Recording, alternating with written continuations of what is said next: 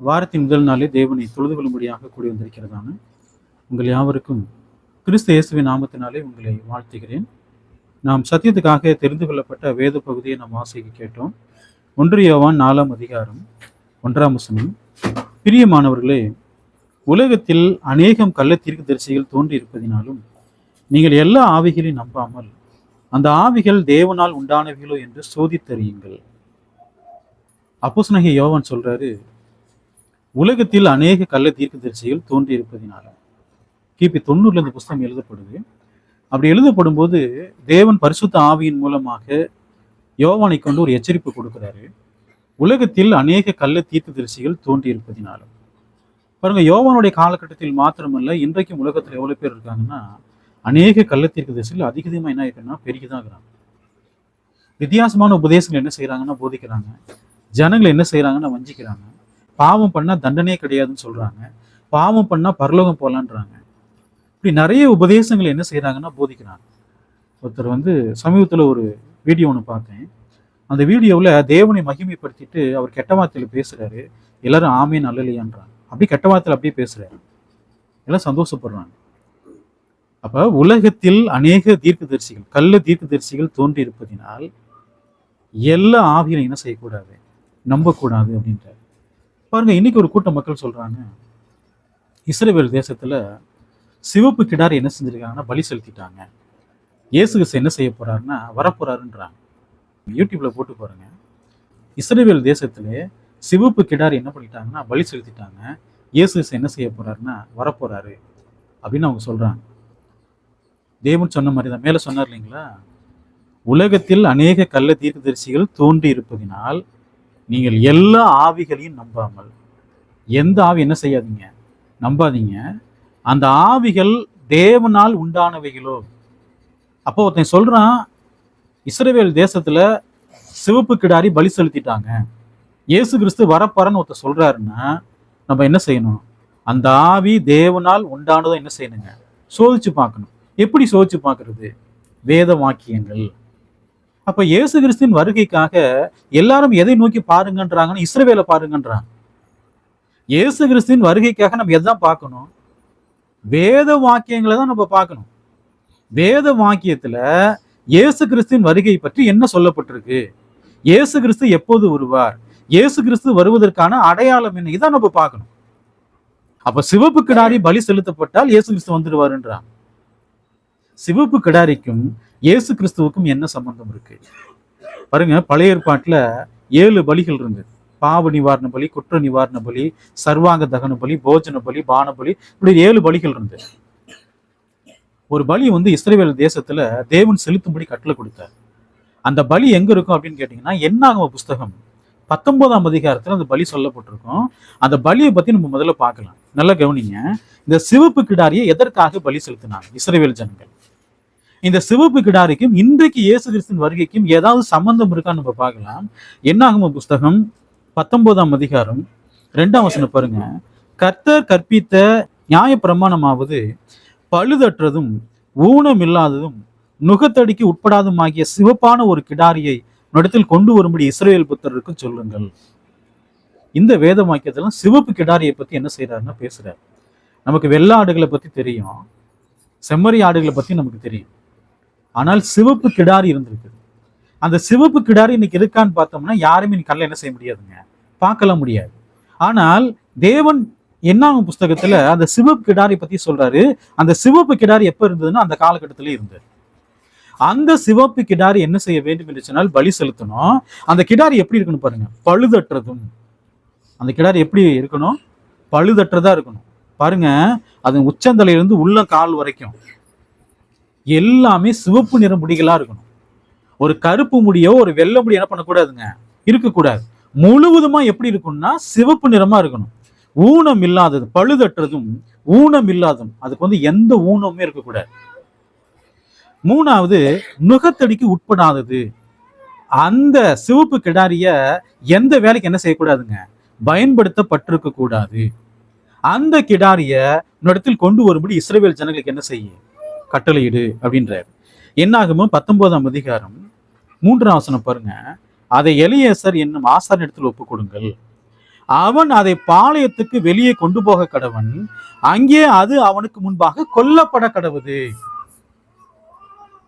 சிவப்பு கிடாரி என்ன செய்யணும்? ஆசாரியன் இடத்துல கொண்டு போகணும். எலியேசர் இடத்துல என்ன செய்யணுங்க? கொண்டு போகணும். அந்த எலியேசர் என்ன செய்வானா, அதை பாளையத்துக்கு புறம் என்ன செய்யணும்? கொண்டு போகணும். எலியேசர் யாரு? ஆசாரியன். பாளையத்துக்கு புறம்பே கொண்டு போய் அங்க வச்சு என்ன பண்ணிருங்க? அந்த சிவப்பு கிடாரிய கொன்றுங்க. இல்லைங்களா? 14ஆம் வசனம் பாருங்க. என்னாகும் 19:4. அப்பொழுது ஆசாரியனாகிய எலியேசர் தன் விரலினால் அதன் ரத்தத்தில் கொஞ்சம் எடுத்து ஆசரிப்பு கூடாரத்துக்கு எதிராக 7 தரம் தெளிக்க கடவன். பாருங்க, சிவப்பு கிடாரிய பலி செலுத்தணும். அந்த ரத்தத்தை கொண்டு வந்து என்ன செய்யணுங்க? ஆசரிப்பு கூடாரத்துக்கு முன்பதாக 7 தடவை அந்த ரத்தத்தை என்ன செய்யணுங்க? தெளிக்கணும். சரி, என்ன செய்யணும் நம்ம பார்க்கலாம். என்னாகும் புஸ்தகம் 19ஆம் அதிகாரம் 5ஆம் வசனம். பின்பு கிடாரியை அவன் கண்களுக்கு முன்பாக ஒருவன் சுட்டெரிக்க வேண்டும். பாருங்க, ஆசாரியனுக்கு முன்பதாக அந்த கிடாரி என்ன செய்யணுங்க? சிவப்பு கிடாரிய சுட்டு எரிக்கணும். அப்படின்னா என்ன அர்த்தம்? கம்ப்ளீட்டா எல்லாத்தையுமே எரிச்சிடணும். சொல்ற பாருங்க, அதன் தோலும் அதன் மாமிசமும் அதன் ரத்தமும் அதன் சாணியும் சுட்டெரிக்கப்பட வேண்டும். எதெல்லாம் சுட்டெரிக்கணும்? அதனுடைய தோல், அதனுடைய மாமிசம், அதனுடைய ரத்தம், அதனுடைய சாணி. பாருங்க, ஒரு பலி செலுத்துறாங்கன்னா ரத்தத்தை வடிய விட்டுருவாங்க. ஆனால் சிவப்பு கிடாரிய பலி செலுத்துறாங்கன்னா தோல் முதற்கொண்டு சாணம் வரைக்குமே எல்லாத்தையும் என்ன செஞ்சிடணுங்க? எரிச்சிடணும், சுட்டெரிக்கணும். அடுத்த வசனம் பாருங்க, 19ஆம் அதிகாரம் 6ஆம் வசனம்.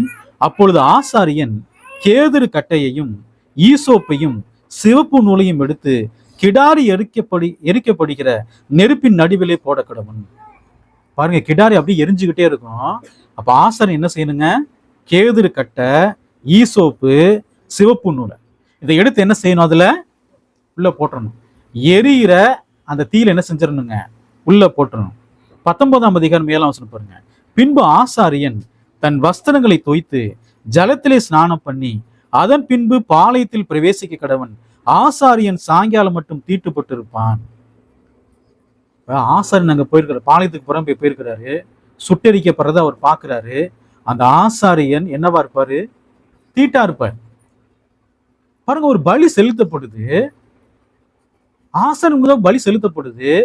பலி செலுத்தின ஆசாரியன் என்ன செய்வாரு? அவர் தீட்டா இருப்பார். எப்போ வரைக்கும் தீட்டு? சாயங்காலம் மட்டும் தீட்டா இருப்பான். அப்ப என்ன செய்யணும்? பலி செலுத்தி முடிச்சதுக்கு அப்புறம் வஸ்திரங்களை துவைக்கணும், ஜலத்துல என்ன செய்யணுங்க? ஸ்நானம் பண்ணணும். அதுக்கப்புறம் தான் எங்க போகணும்? பாளையத்துக்குள்ள பிரவேசிக்கணும். ஆனா சாயந்தரம் வரைக்கும் அவர் எப்படிதான் இருப்பாரு? தீட்டா தான் இருப்பார். 8ஆம் வசனம் பாருங்க. அதை சுட்டெரித்தவனும், அதை எரிச்சான் இல்லைங்களா, அதை சுட்டெரித்தவனும் தன் வஸ்திரங்களை ஜலத்தில் தோய்த்து ஜலத்திலே ஸ்நானம் பண்ணி சாயங்காலம் மட்டும் தீட்டு இருப்பான், தீட்டுப்பட்டு இருப்பான். அது சுட்டெரிச்சான் இல்லைங்களா? நல்லா கவனிங்க. சுட்டெரிச்சவன் வஸ்திரங்களை ஜலத்தில் என்ன செய்யணுங்க? நல்லா துவைக்கணும். அடுத்தது அவன் என்ன செய்யணும்? ஸ்நானம் பண்ணணும்.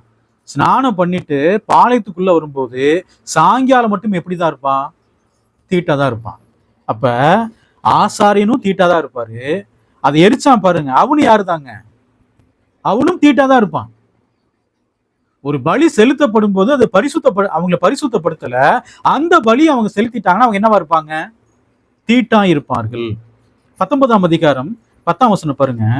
கிடாரியின் சாம்பலை வாரினவன் தன் வஸ்திரங்களை தோய்க்க கடவன், அவன் சாயங்காலம் மட்டும் தீட்டுப்பட்டு இருப்பான். பாருங்க, அந்த சிவப்பு கிடாரிய சாம்பல் ஆக்கிடுவான். சாம்பல் ஆனதுக்கு அப்புறம் அதை வாரி ஒருத்த எடுக்கிறா இல்லைங்களா, அவனும் சாயந்தரம் வரைக்கும் எப்படிதான் இருப்பான்? தீட்டா தான் இருப்பான். வசனம் பாருங்க. இது இஸ்ரவேல் புத்தருக்கு அவர்கள் நடுவிலே தங்குகிற அந்நியனுக்கும் நித்திய கட்டளையா இருக்க கடவுது. நித்திய கட்டளையா இருப்பதாகன்றார். அப்ப பலி செலுத்தின ஆசாரியனும் தீட்டு, அந்த பலி செலுத்தினா பாருங்க அவனும் என்னவா இருப்பாங்க? தீட்டா இருப்பான்.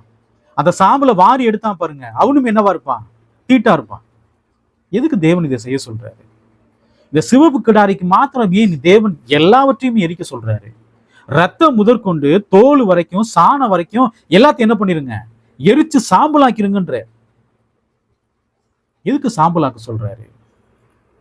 என்னாகும் புஸ்தகம் 19ஆம் அதிகாரம் 9ஆம் வசனம் பாருங்க. சுத்தமா இருக்கிற ஒருவன் அந்த கிடாரியின் சாம்பலை வாரிக்கொண்டு பாளையத்திற்கு புறம்பே சுத்தமான இடத்திலே கொட்டி வைக்க கடவன். நல்லா கவனிங்க. இன்னொருத்த என்ன பண்ணணுங்க, அந்த சாம்பலை, கிடாரியின் சாம்பலை அதை வாரிட்டு எங்க போய் வைக்கணுமா? பாளையத்துக்கு புறம்பே ஒரு சுத்தமான இடத்துல அப்படி கொட்டி வச்சிடணும். அது இஸ்ரேல் புத்திரன் சபைக்காக தீட்டு கழிக்கும் ஜலத்துக்கு என்று காத்து வைக்கப்பட வேண்டும். அது பாவத்தை பரிகரிக்கும். இந்த பலி எதற்கு? பாவத்தை பரிகரிப்பதற்காக. அப்ப பாளையத்துக்கு புறம்பே சாம்பலை கொட்டி வச்சிருவான். கொட்டி வச்சுட்டு ஊற்று நீர்னு ஒரு நீர் இருக்கும், ஊற்று நீர்னு சொல்லிட்டு அந்த நீரை எடுத்து இந்த சாம்பலை என்ன செய்வாங்கன்னா உள்ள தூக்கி போடுவாங்க. உள்ள போட்டு என்ன செஞ்சிருவாங்கன்னா கலக்கிடுவாங்க. இஸ்ரவேல் தேசத்துல எந்த ஒரு தீட்டாக இருந்தாலும் இந்த தண்ணீரை அவங்க மேல தெளிக்கிறாங்கன்னா அவங்க என்ன ஆயிடுவாங்க? சுத்தமாயிருவாங்க. பலி செலுத்தின ஆசாரியன், பலி செலுத்தினா பாருங்க, அவன் அந்த சாம்பலை வாரினவன் எல்லாருமே தீட்டு. ஆனால் இந்த சாம்பலை தண்ணீரில் கரைத்து யார் மேல் தெளிக்கப்படுதோ அவங்க என்ன ஆயிடுவாங்க? சுத்தமாயிருவாங்க. என்னாகமம் 19ஆம் அதிகாரம் 11 வசனம் பாருங்க. செத்து போனவனுடைய பிரேதத்தை தொட்டவன் 7 நாள் தீட்டாயிருப்பான்.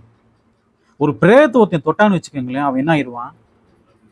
7 நாள் தீட்டு.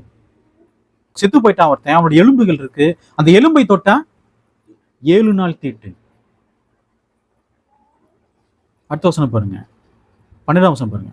அவன் 3ஆம் நாளிலும் 7ஆம் நாளிலும் தீட்டு கழிக்கும் ஜலத்தினால் தன்னை சுத்திகரிக்க கடவன், அப்பொழுது சுத்தமாவான்.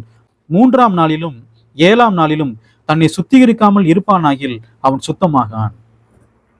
அப்ப இந்த சாம்பலை கொஞ்சம் எடுத்து அந்த ஊற்று நீர்ல போட்டு நல்லா கலக்கி அவங்க என்ன பண்ணிடுவாங்க? குளிச்சுட்டாங்கன்னா அவங்க என்ன ஆயிடுவாங்க? சுத்தமாயிருவாங்க. எப்பெல்லாம் அவன் செய்யணும்? 3ஆம் நாள் 7ஆம் நாள்.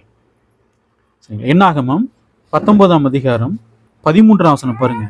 செத்தவனுடைய பிரேதத்தை தொட்டும் தன்னை சுத்திகரித்துக் கொள்ளாதவன் கர்த்தரின் வாசஸ்தலத்தை தீட்டுப்படுத்துகிறான். ஒருத்தன் பிரேதத்தை தொட்டுட்டான், தன்னை சுத்திகரிக்கவே இல்லை, அவன் எதை தீட்டுப்படுத்துவான்? தேவனுடைய வாசஸ்தலத்தை தீட்டுப்படுத்துவான். அந்த ஆத்மா இஸ்ரவேல் இராமல் அறுப்புண்டு போவான். தீட்டு கழிக்கும் ஜலம் அவன் மேல் தெளிக்கப்படாதினால் அவன் தீட்டுப்பட்டிருப்பான். அவன் தீட்டு இன்னும் அவன் மேல் இருக்கும். அப்ப நல்லா கவனிங்க. இஸ்ரவேல் ஜனங்கள் ஏதோ ஒரு பிரேதத்தை தொட்டுட்டாங்கன்னு வச்சுக்கோங்களேன், இஸ்ரவேல்ல கண்டிப்பா என்ன சம்பவிக்குங்க? மரணம் சம்பவிக்கும். கொண்டு என்ன செய்வாங்கன்னா அடக்கம் பண்ணுவாங்க. அடக்கம் பண்ணிட்டு வந்ததுக்கு அப்புறம் இந்த தீட்டுகளுக்கும் ஜலம் இருக்கு பாருங்க, தீட்டுகளுக்கும் ஜலம், இதுல சாம்பலை போட்டு அவங்க என்ன செய்வாங்க? தங்களை சுத்திகரிக்கணும். சுத்திகரித்தாதான் அவங்க எங்கே வர முடியுங்க? தேவாலயத்துக்கே வர முடியும். ஒரு ஆசாரியன் தீட்டுப்பட்டிருக்காருன்னு வச்சுக்கோங்களேன், இந்த தீட்டுகளுக்கும் ஜலத்தினா என்ன செய்யணுங்க? தன்னை சுத்தமாக்க வேண்டும். அப்பதான் எங்க வேலை செய்ய முடியும்? தேவனுடைய ஆலயத்தில். உங்களுக்கு புரியும் நினைக்கிறேன். சிவப்பு கடாரியின் சாம்பல் எதற்கு? இஸ்ரவேலுடைய தீட்டு எல்லாத்தையும் அதான் என்ன செய்யுங்க? சுத்திகரிக்கும். பாளையத்துக்கு புறம்பே அப்படி சாம்பல் மாதிரி கூச்சி வச்சிருப்பாங்க. தண்ணியில போட்டு, ஊற்று நீர்ல போட்டு என்ன செய்வாங்க? தெளிச்சு விடுவாங்க.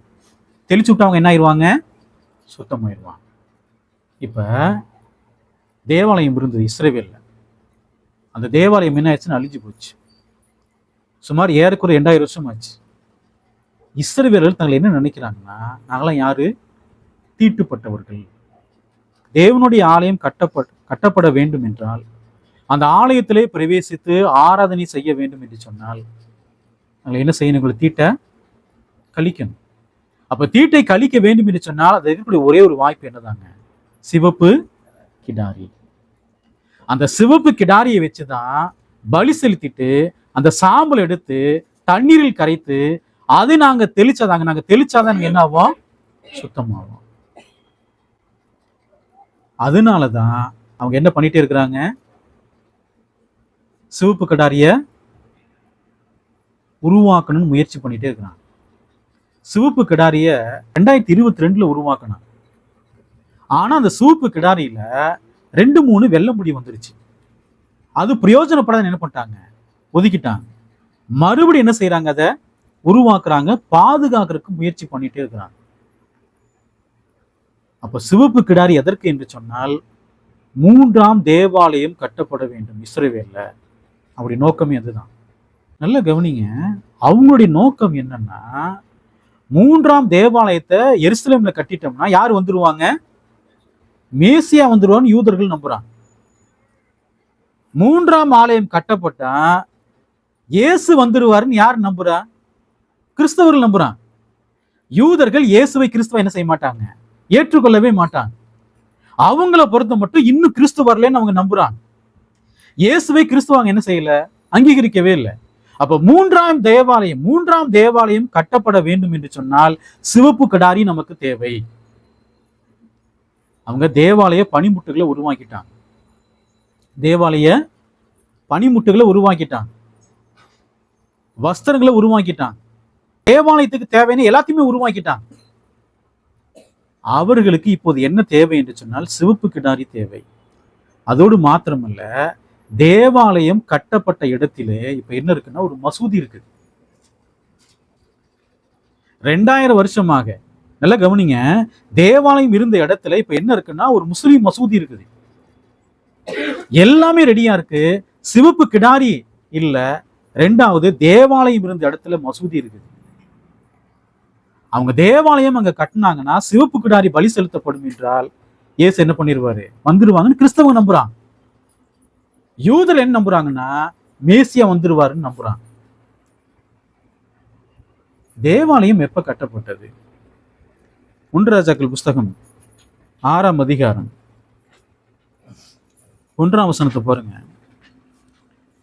இஸ்ரவேல் புத்திரர் எகிப்து தேசத்திலிருந்து புறப்பட்ட 480 வருஷத்திலும் சாலமோன் இஸ்ரவேலின் மேலும் ராஜாவான 4ஆம் வருஷம் சீப் மாதமாகிய 2ஆம் மாதத்திலும் அவன் கர்த்தரின் ஆலயத்தை கட்டத் தொடங்கினான்.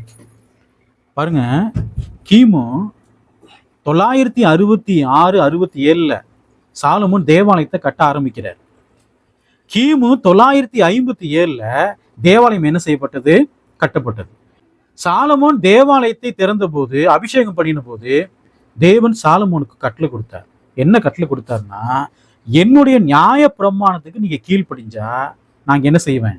வாசம் பண்ணுவேன். என் நியாய பிரமாணத்துக்கு நீங்க கீழ்ப்படியலைன்னா இந்த வாசஸ்தலத்தை என்ன செஞ்சிருவேன்? அழிச்சு போட்டுவேன் தேவன் சொன்னார். தேவன் சொன்னது போலவே இஸ்ரவேல் ஜனங்கள் தேவனுடைய வார்த்தைகளுக்கு என்ன செய்யலைங்க? கீழ்ப்படியல. 2 நாளாகம புஸ்தகம் 36ஆம் அதிகாரம் 19ஆம் வசனம் பாருங்க. அவர்கள் தேவனுடைய ஆலயத்தை தீ கொளுத்தி எருசலேமின் அலங்கத்தை இடித்து அதன் மாளிகை எல்லாம் அக்னியால் சுட்டெரித்து அதிலிருந்து திவ்யமான பனிமுட்டுகளை எல்லாம் அளித்தார்கள். நேபுகாத்நேச்சர் கிமு 586 அந்த முதல் தேவாலயத்தை என்ன பண்ணிட்டாருங்க? எல்லாமே அழிச்சு தீக்கிரையாக்கிட்டார். இஸ்ரவேல் ஜனங்கள் என்ன செஞ்சாருங்க? யூத ஜனங்களே பாபிலோனுக்கு சரியா கொண்டு போயிட்டார். முதல் தேவாலயம் எப்ப அழிக்கப்பட்டது? கிமு 586 நேபுகாத்நேச்சர் என்ன பண்ணிட்டாருங்க? அழிச்சு போட்டார். நேபுகாத்நேச்சருக்கு அப்புறம் மேதிய பெர்சிய ராஜ்யம் வருது. அதுல ஒரு ராஜா வர்றார், கோரேஸ். அவர் என்ன பண்ணாருங்க? யூத ஜனங்களை விடுதலை பண்ணி நீங்க போய் தேவனுடைய ஆலயத்தை என்ன செய்யுங்க? கட்டுங்கன்னு சொன்னார். எஸ்ரா புஸ்தகம் 3ஆம் அதிகாரம் 12ஆம் வசனம் பாருங்க. முந்தின ஆலயத்தை கண்டிருந்த முதிர் வயதான ஆசாரியரிலும் லேவியரிலும் பிதாக்கள் வம்சங்களின் தலைவரிலும் அநேகர் இந்த ஆலயத்துக்கு தங்கள் கண்களுக்கு முன்பாக அஸ்திபாரம் போடப்படுகிறதை கண்டபோது மகா சத்தமிட்டு அழுதார்கள். வேறு அநேக பேரோ கம்பீர சத்தத்தோடு ஆர்ப்பரித்தார்கள். கிமு 536 538 இந்த தேவாலயத்தை கட்ட ஆரம்பிக்கிறாங்க. கிமு 516 கட்டி முடிக்கிறாங்க. ஏறக்குறைய 20 வருஷம் என்ன பண்ணாங்க? இந்த தேவாலயத்தை, 2வது தேவாலயத்தை என்ன பண்ணாங்கன்னா யூதர்கள் என்ன பண்ணாங்க? 2வது தேவாலயத்தை கட்டினாங்க. யாருடைய காலகட்டத்துல? ஜெருபாபேல் எஸ்ரானுடைய காலகட்டத்துல 2வது தேவாலயத்தை என்ன பண்ணாங்க? கட்டினாங்க. அதுக்கப்புறம் இவங்க தேவனுடைய நியாய பிரமாணத்தில் நடந்தாங்க. காலம் போக போக என்ன ஆயிடுச்சுன்னா தேவனுடைய நியாய பிரமாணத்தை மீறி நடக்க ஆரம்பிச்சாங்க. மனுஷனுடைய உபதேசங்களை கற்பனைகளாக போதித்து மக்கள் என்ன செஞ்சாங்க? வஞ்சிக்க ஆரம்பிச்சாங்க. தானியேல் புஸ்தகம் 9ஆம் அதிகாரம் 26ஆம் வசனம் பாருங்க. அந்த 62 வாரங்களுக்கு பின்பு மேசியா சங்கரிக்கப்படுவார். ஆனாலும் தமக்காக அல்ல, நகரத்தையும் பரிசுத்த ஸ்தலத்தையும் வரப்போகிற பிரபுவின் ஜனங்கள் அழித்து போடுவார்கள். அதன் முடிவு ஜலப்பிரவாகம் போல இருக்கும்.